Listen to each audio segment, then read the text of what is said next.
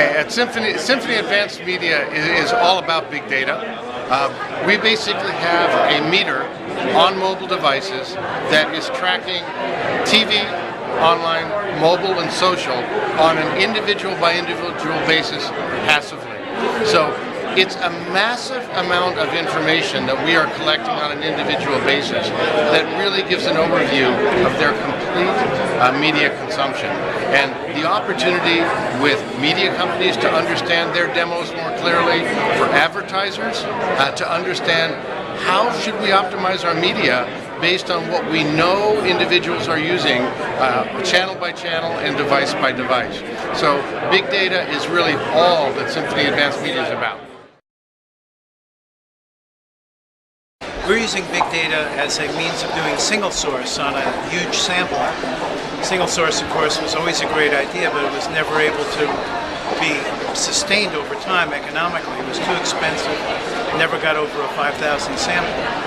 And so we invented this method where we're able to get millions of households into a single source sample, which in the 80s and 90s we couldn't have even dreamed possible.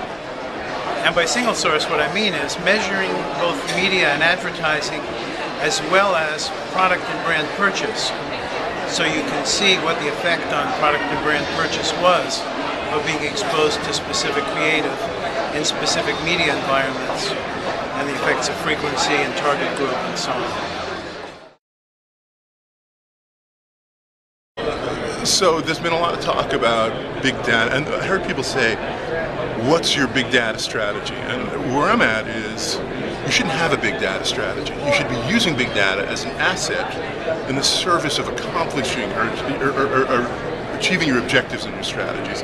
So at ComScore, that's where I work, you kind of look at it as, I've been in audience measurement for over 30 years, and there was a time when best practice audience measurement was quote-unquote single source, getting all the information from one sample of persons. That is no longer a tenable option based on how much you want to collect and how granular the behavior is, but fortunately, big data, the science of databases presents an opportunity to deploy big data assets to solve otherwise intractable audience measurement problems. So a lot of what we're doing at ComScore is just that, deploying big data assets in the development and expansion of the offerings that we provide.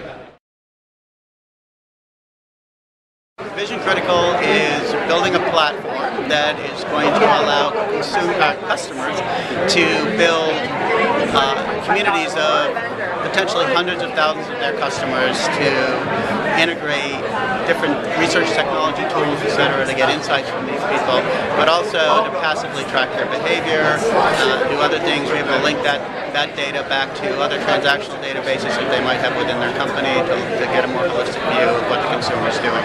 But bringing the community piece of this into the kind of big data insights process, we think is a really important part of the future, and we're moving in that direction very quickly. Our company is a full-service media agency, and so the type of big data that we're working on, we've actually compartmentalized into a couple of different types of data. We're calling it fast data and slow data. And so our slow data is our typical syndicated research that we subscribe to for years, so the Nielsen's, the MRIs, the Simmons of the world. And we're still mining that data for insights on our consumer development. We've also incorporated what we're calling fast data, and for that we're using a bunch of the new social media tools to harvest some of that unstructured data and trying to do some text mining and analysis, also to support what our syndicated data has told us, but in a more real-time fashion. Well, lab-based research is a part of a puzzle, it's not the whole puzzle. The way that I describe it is that media research today is very much in the age of the science of Aristotle, and the science of Aristotle is about analytics, it's about segmenting the universe. So smoke rises, you put that in a bucket, apples fall, you put that in a bucket, your buckets get bigger and bigger with more observations. As you segment the buckets more and more, you understand how the world works. Our style of research is really more the science of Galileo, and that's about understanding variables and how variables interact. And if you want to understand variables, you have to be able to isolate the variable, which is why you need the lab. So in the lab we have control cells, treatment cells, mock living rooms. People in one cell get it one way, in the other room they get it a different way. We isolate the variable, and then we have to be able to measure it. And usually when we're talking about measurement for media, we're dealing with human emotion. And the problem is you can't ask people about emotion because they don't have access to it. So that's why we rely on biometrics, eye gaze, reaction time testing, implicit association tests, all kinds of new measures so that we can get closer access to the emotional dimension, facial coding. So we do this to give us access to the emotional dimensions.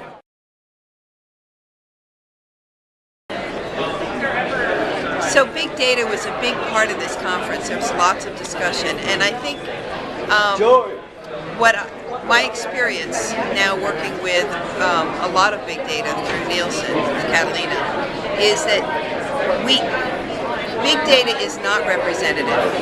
It's not projectable, and you need both panel. So you need to start with some currency quality data to match it with big data in order to understand how to use the big data.